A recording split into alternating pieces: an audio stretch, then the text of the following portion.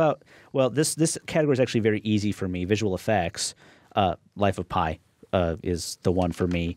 And I will list these films. The Hobbit, Life of Pi, Marvel's The Avengers, Prometheus, and Snow White and the Huntsman. Again, Snow White and the Huntsman actually had pretty good visual effects. You know, there was a couple of interesting things, but again, they just borrowed way too much from the Lord of the Rings films to be really taken seriously. The Hobbit looked really weird to me. Yeah. And I didn't like the visual effects of it. I know I know it was shot in the frame rate and everything. And, and it's supposed to be, a way forward or something like that. Artistically and technologically, but it didn't look good to me. Well, what's interesting about that is, for the first 3 films, they use forced perspective stuff, which works great, but not in 3D.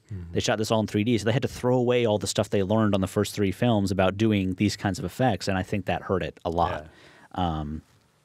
But yeah, Life of Pi, literally the tiger's not real, guys. The tiger was an effect. That's it. Done. Yeah.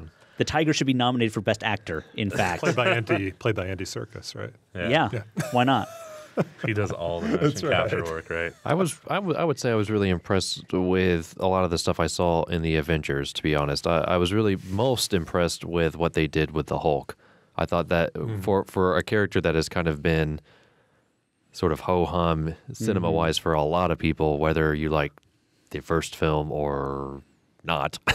I don't. Which I do. But the Hulk in film has always been a CG character. Sure. So that's where you can make your most gains. And in this instance, they didn't make him sort of this, huge, burly character. I thought they sort of did it in this is going to be absurd, but a realistic way. I thought he sort of blended in with everybody else. I mean, because he's playing against all sort of human actors. Characters, human actors. Duh. Well, you're talking about a tiger, so I guess that sort of makes sense. I mean, it's playing against these other people that are actually, humans, actual people, actors. And I thought it made there was a lot of advances in that department. I thought went really well. I mean, the battle between him and Thor is just fun. And then there's just they play with him in a lot of fun and realistic ways. Although. I'm just arguing for the sake of arguing to be devil's advocate because I do think that Life of Pi should win. Yeah, I think so too. I really liked Prometheus though, and I thought that going in knowing that it's loosely touching with the aliens stuff, I thought it. You might be the first person that has ever uttered those words on this show for sure, and quite possibly in my life. So, well, knowing what I knew going in, I thought that it created enough of a different world and looked cool enough to distinguish itself. Now, when you say you liked Prometheus, you liked it visually, or you actually liked the movie? I liked the movie. Wow. Yeah. Okay. Yeah. I think I'm not one of those people though that's like.